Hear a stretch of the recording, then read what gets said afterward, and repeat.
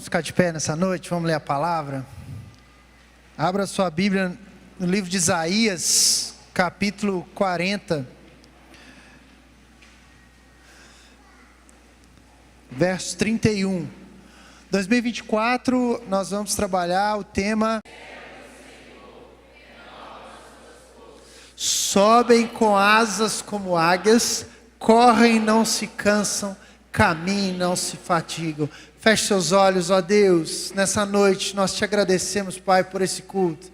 Te agradecemos por essa palavra, por essa visão que norteará todos os nossos trabalhos de 2024. Ó Deus, nós estamos aqui, Pai, porque sabemos que o Senhor é o Deus que cuida da igreja, o Senhor que cuida dos seus filhos, cuida das famílias que aqui estão representadas. Ó Deus, nós te agradecemos por esse dia, por passarmos, Senhor, essa virada de ano na tua casa. Ó Deus, que o Senhor fale conosco nessa noite, que o Senhor fale no profundo da nossa alma, Pai, que nós possamos sair daqui cheio do teu Espírito Santo e renovados, Senhor, dia após dia. Em nome de Jesus nós oramos, Pai, em nome de Jesus, amém. Pode se assentar rapidamente. Nesses minutos que ainda nós temos, eu queria meditar com você no livro de Isaías, no capítulo 40. Esse texto, ele é um texto muito importante, texto que veio algumas semanas atrás ao coração dos pastores da igreja, pastor Marcos, juntamente com os pastores. E é um texto que vai falar para nós de uma esperança de futuro, uma esperança de renovo, Homero, né? 2023 está acabando e a gente está meio cansado, não é assim? Se você teve planos esse ano, início de ano a gente faz tanta meta, né, Homero? Vou fazer isso, vou fazer aquilo, vou fazer assado. E a gente chega no final do ano um pouco cansado, o cansaço da jornada. E eu costumo dizer, eu sempre prego no Point, falando que o ser humano criou datas. Tem algumas pessoas que não gostam das datas, e eu particularmente gosto da data. Né, Ué? Colocou. Talvez você chegou aqui e não alcançou. Mas o fato é que estamos cansados de 2023. A jornada nos cansa, a jornada traz para nós desafios, superações, mas traz cansaço. Por exemplo, eu criei na minha cabeça que eu faria 280 dias de... Hoje tem que falar treino, né? No ano. Hoje de manhã eu cismei que eu ia correr 24 quilômetros. Corri 27, porque o meu GPS parou no meio do caminho. Misericórdia. Estou cansado, não estou aguentando subir escada. Hoje para vir aqui no culto, para trocar de roupa foi difícil, porque eu estou com a perna toda dolorida. Cansa. Porque nós somos frágeis, nós somos seres humanos. Você e eu estamos cansados se basearmos apenas nas nossas forças, coisas. E é isso que o livro de Isaías faz. O livro de Isaías é um texto muito importante. O profeta Isaías, um dos grandes profetas, os profetas maiores, é um profeta que profetizou num período muito difícil de Israel. Profetizou sobre coisas difíceis, duras, e também profetizou sobre o consolo. Basicamente o texto de Isaías, ele vai separar, você consegue enxergar, tem algumas diferenças, mas no geral, 3 etapas. Primeira etapa de julgamento de Israel, julgamento de um povo que estava, de certa forma, distante dos caminhos do Senhor. E ali Isaías, ele profetiza sobre o julgamento, ele mostra aos líderes de Israel sobre determinados problemas. Até o capítulo 39. O capítulo 40, que nós estamos lendo aqui hoje, que vai basear o nosso ano, ele começa a falar de algo extremamente importante para Israel, que seria o consolo. É a partir do capítulo 40 que Isaías começa a profetizar sobre Israel. E anos depois, até porque Isaías não viveu aquele tempo. Isaías profetiza, Lauro, para um tempo vindouro, que seria após o cativeiro de Babilônia. Se você ler um pouquinho para trás, o capítulo 39, Deus fala ali com Ezequias, que o povo seria dominado por um inimigo chamado Babilônia. Mas na época de Isaías, a grande confusão era o rei da Síria, Senaqueribe. Então, Isaías, de novo, ele inicia no capítulo 40, verso 1. E no capítulo 40, verso 1, Isaías traz essa profecia a todos os povos, a todo o povo de Israel, e começa a dizer: consolem o meu povo, diz o Deus de vocês. Falem ao coração de Israel e anunciem que o tempo da sua escravidão acabou. Boa é a palavra do Senhor que você falou, pois ele pensava assim: enquanto eu viver, haverá paz e segurança. Isaías tinha acabado de profetizar maldição, amém. Tinha acabado de profetizar um período difícil sobre Israel. E no capítulo 40, ele já começa sobre consolar aquele povo, pastor Reinaldo. E ele começa a dizer: preparem-se, porque o tempo da escravidão acabou. E com base em que ele começa a falar que esse tempo acabou? Com base na voz do poderoso Deus de Israel.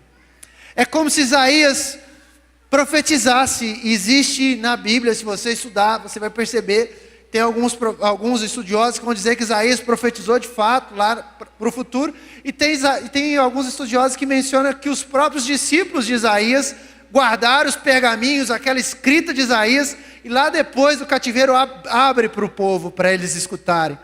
Mas o fato é que o consolo que está vindo é um consolo pós esse cativeiro.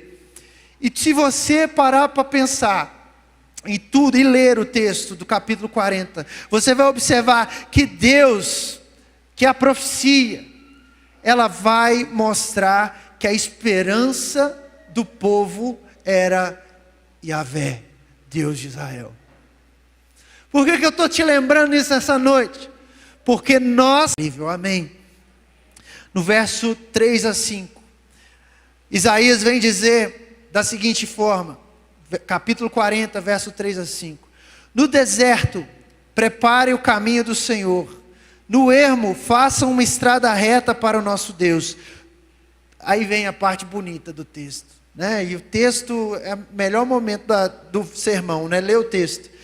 Todos os vales serão levantados, todos os montes e colinas serão rebaixados. O que é tortuoso será retificado, e os lugares ásperos serão aplanados. A glória do Senhor se manifestará. A glória do Senhor se manifestará. Por quê? Porque Ele está trazendo para nós o que lá em 1 Pedro 4,13 vai mostrar a manifestação do Deus invisível, que revela a sua glória sobre o povo. O povo, de certa forma, Lauro, ele ansiava por respostas, mas a resposta, segundo a profecia de Isaías, estava baseada apenas em Deus. Irmãos, nós vivemos um tempo que nós ansiamos por respostas. O pastor Marcos contou aqui para nós: terremotos, vulcões, problemas de guerras contra Israel, problemas familiares. Precisamos sentir medo, porque Ele está conosco passando por todas essas dificuldades. O renovo, ele vai lançar fora toda a possibilidade de você ter medo, porque medo, lá no Japão, falei: gente do céu, vou falar em língua com ele que eu estou entendendo. A glória do Senhor se manifesta na criação, a glória do Senhor se manifesta em todo o universo, porque Ele tem o controle de tudo em suas mãos. 2024, irmãos, é o ano do renovo, quando nós entendemos que Deus, é o renovo sobre a nossa vida. E Isaías vai dizer isso. Ele é o Senhor da criação, a sua sabedoria é indescritível, no verso 13 e 14, Ele tem um poder ilimitado, a sua superioridade é incontestada. Lá no verso 18 a 31 ele vai dizer que a divindade de Deus é incomparável. Nenhum habitante terreno pode ser igual a Deus. As estrelas nos céus, irmãos, já parou para ver as estrelas no céu? A gente fica tanto na tela hoje, né? O acampamento esse ano teve um momento muito importante, para mim foi marcante. A gente estava lá na fogueira, tudo apagado, a gente olhou para o céu, viu aquele tanto de estrela. Isaías diz que as estrelas do céu estão sujeitas ao Criador. Sujeitas ao Criador. Tudo que a humanidade entende sobre o universo, algo estrondoso, que as pessoas mergulham em estudar sobre isso. Isaías diz que esse universo está sujeito às mãos do Criador. Se você pegar o Sol, é uma estrela. Se você pegar países que tentam ser descobertos, a NASA está estudando, a vida em outros países, está nas mãos do Senhor. Ele tem o controle. E ele vai dizendo ainda, um Deus que é incansável, mesmo sendo confortável onde ele está. E aí chega o verso 31 para nós, que é o tema da nossa mensagem, do nosso ano. Aqueles que esperam no Senhor renovam suas forças. Sobem com asas como águias, correm e não se cansam, caminham e não se fatigam. Primeira reflexão que eu quero fazer com você nesses minutos. Por isso que eu fiz esse preâmbulo inicial. Aqueles que esperam. A palavra lá do hebraico, ela vai trazer um sentido não passivo de esperar as coisas acontecerem. Já viu? Vamos esperar, vamos ver o que vai dar. Tem gente agora que está jogando a Mega Sena, né? Vai que dá certo. Misericórdia. Esperar em vão. A espera no Senhor não baseia-se em probabilidades. Matemática. O Criador dos confins da terra não se cansa e nem se fatiga. Será que nós percebemos que Deus ainda tem o controle das coisas? E ele diz aqui ainda, a sabedoria dele é insondável, ele fortalece o cansado e multiplica as forças de quem não tem vigor. O que o texto está querendo me dizer de dizer? Você é falível, eu sou frágil, você é frágil, você sente dores, eu sinto dor, mas o Senhor, Ele tem poder, aquele que pega as estrelas na sua mão, que tem o controle de tudo, de te fortalecer através da palavra dEle, através daquilo que Ele tem, o fôlego de vida, Ele sopra em você. Amém? Esse ano de 2024, nós temos que parar um pouco e esperar no Senhor. Tem uma canção do Palavra Antiga que eu gosto muito, que diz que esperar é caminhar. Muitas vezes a gente quer tomar uma decisão, e as nossas decisões, elas são muito pautadas em eu fazer. Eu quero te convidar a se deleitar na espera do Senhor. E eu quero ler com você Eclesiastes 7:8. Eclesiastes capítulo 7, verso 8 diz assim: melhor é o fim das coisas do que o seu princípio. A paciência é melhor do que a arrogância. De novo, capítulo 7, verso 8 de Eclesiastes. Melhor é o fim das coisas do que seu princípio. A paciência é melhor do que a arrogância. Esperar no Senhor é acreditar que Ele pode fazer. Eu não conheço o seu problema, meu irmão. Eu não conheço, eu conheço o meu. Sei que o ano de 2023 foi um ano muito difícil.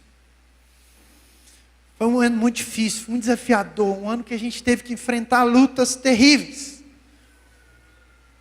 Mas quero te dizer que o ano de 2023, as experiências que a minha família teve com o Senhor, foi naqueles momentos que a gente achou que tudo estava perdido. Que tudo estava perdido, que não dava mais. E a minha esposa sabe, está aqui do meu lado. Eu disse a ela em alguns momentos, eu não sei o que fazer a partir de agora. É Deus e eu quieto. E é ruim, né? Porque tem hora que a gente quer dar um jeitinho com Deus. Fala, Senhor, acelera o processo aí.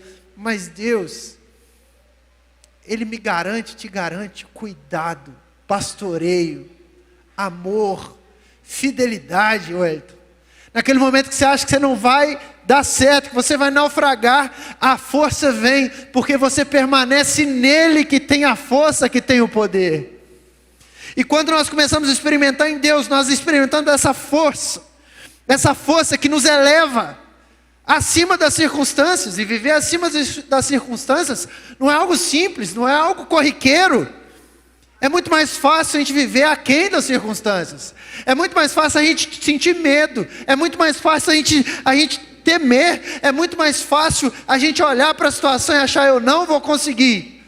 Mas a palavra diz que aquele que espera no Senhor, aquele que confia no Senhor, ele se renova. Ele se renova, ele se reinventa, ele muda de postura, ele muda de caminho, porque ele acredita apesar das consequências, apesar das circunstâncias. Deus está nos convocando para o ano de 2024, nós acreditarmos. Eu comento muito com os meninos que vai casar, a gente trabalha com jovens. O pessoal, quero casar, mas não tem dinheiro. Falei, marca o casamento. Marca o casamento. Deus gosta de casamento. Está na Bíblia, não está?